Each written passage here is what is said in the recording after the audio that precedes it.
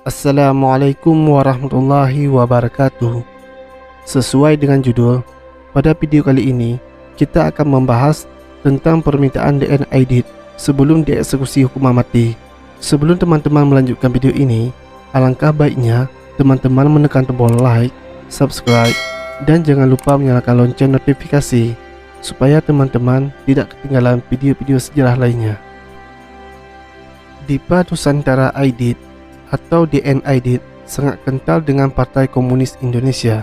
Selain karena DN Aidit adalah salah satu pentolan di PKI, ia pun identik dengan peristiwa gerakan 30 September atau yang disingkat dengan G30S PKI. Dalam beberapa keterangan, DN Aidit disebut-sebut dalang dari peristiwa berdarah G30S PKI itu. Kisah hidup DN Aidit menyisakan sejumlah kisah yang kontroversial. Sebagian menyebut bahwa DN Aidit bersama PKI lah biang kerok kerusuhan G30S. Namun tak sedikit juga yang menyebut bahwa PKI hanyalah kambing hitam di peristiwa G30S PKI itu. Sosok DN Aidit di PKI benar-benar besar pengaruhnya. Selain mengomandoi PKI, DN Aidit juga merupakan orang yang sangat dekat dengan Presiden Soekarno. Adapun DN Aidit pernah menjabat sebagai Menteri Koordinator dan Wakil Ketua MPRS. Masuknya PKI ke pusaran politik nasional membuat cita-cita revolusi menuju masyarakat komunis tak lagi menjadi agenda utama. Di bawah DN Aidit, kesuksesan PKI kala itu membuat banyak pihak cemburu. Salah satunya datang dari Angkatan Darat yang kala itu juga sangat berkuasa.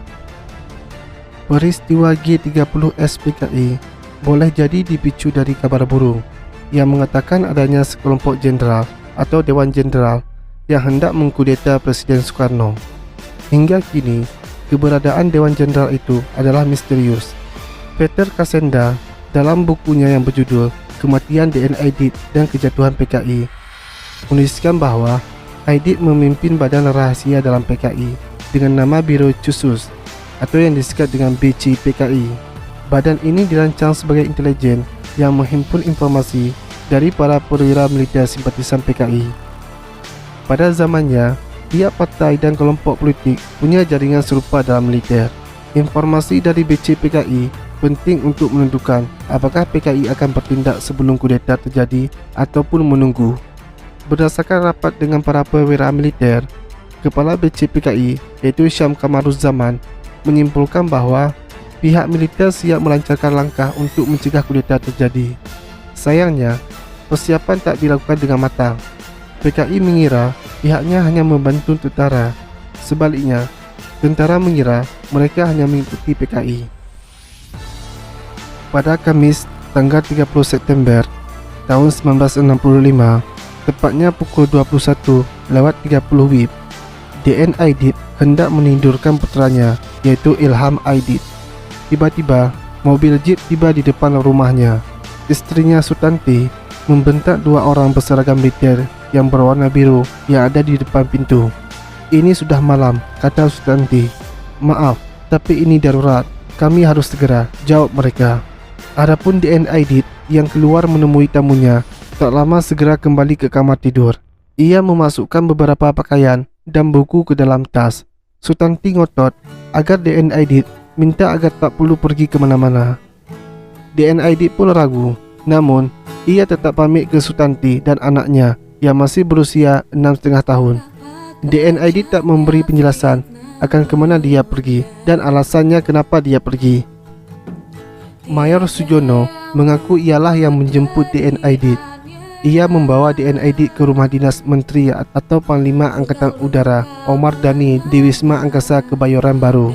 Namun karena Omar tak ada di sana, DN Aidit dibawa ke rumah mertua Omar di Jalan Otto Iskandar Dinata 3, Jakarta Timur. Mereka gagal menemukan Omar dan mengajak DN Aidit ke rumah dinas seorang bintara Angkatan Udara di Komplek Perumahan Angkatan Udara di Halim Perdana Kusuma. Rumah itu dijadikan Sentral Komando 2. Saat penculikan dan pembunuhan terhadap sejumlah jenderal berlangsung, DN Aidit hanya diam di rumah itu hingga pagi menjelang dan terendus bahwa operasi tak berjalan sesuai rencana dengan tewasnya sejumlah jenderal. DN Aidit pun dibawa ke Pangkalan Udara Halim sesuai perintah Omar Dhani untuk diterbangkan ke Yogyakarta. Sebelum berangkat ke Yogyakarta, DN Aidit menyerahkan mandat kepemimpinan PKI kepada Wakil Ketua 3 iaitu Sudirman. Di Yogyakarta, DN Aidit hendak menemui Ketua Komiti Daerah Besar PKI di Yogyakarta dan menjelaskan tentang kudeta yang hendak terjadi. Dari Yogyakarta, DN Aidit bertolak ke Semarang keesokan harinya. Ia berusaha mengkonsolidasikan agar PKI bisa dilepaskan dari insiden penembakan jenderal-jenderal yang dilaksanakan oleh tentara sendiri. Dari Semarang, ia ke Boyolali dan Solo. Di sana, DN Aidit dikecam atas apa yang terjadi di Jakarta. DN Aidit pun terus bergerak untuk mengkonsolidasi. Hingga pada tanggal 6 Oktober di Blitar, DN Aidit menulis surat ke Soekarno yang menyampaikan versinya soal G30S. Ia mengaku dijemput oleh seorang berpakaian cakrawirawa dari rumah untuk menghadiri rapat kabinet di istana. Namun ia malah dibawa ke tempat lain. Adapun DN Aidit mengaku sempat bertanya apakah penangkapan para jenderal sudah diketahui Presiden Soekarno. Kepada DN Aidit, mereka pun menjawab Soekarno telah memberikan restunya untuk menindak para jenderal.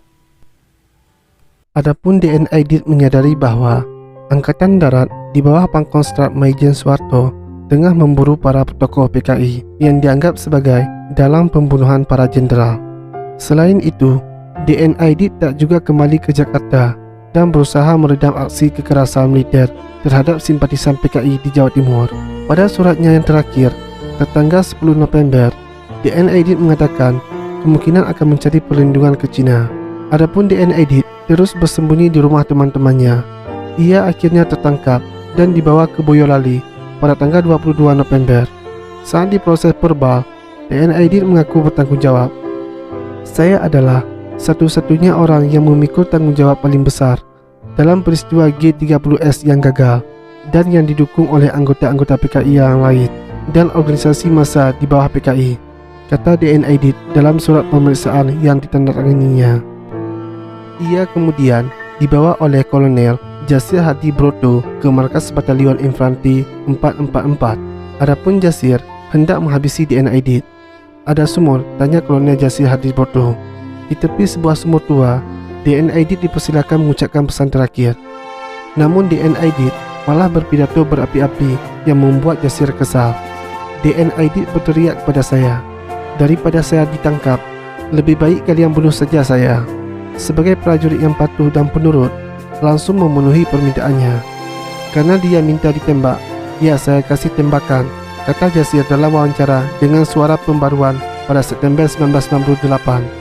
Akhirnya DN Aidit pun ditembak mati oleh Jasir.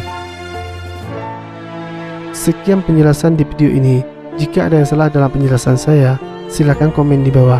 Dan sampai jumpa di video-video sejarah lainnya. Assalamualaikum warahmatullahi wabarakatuh.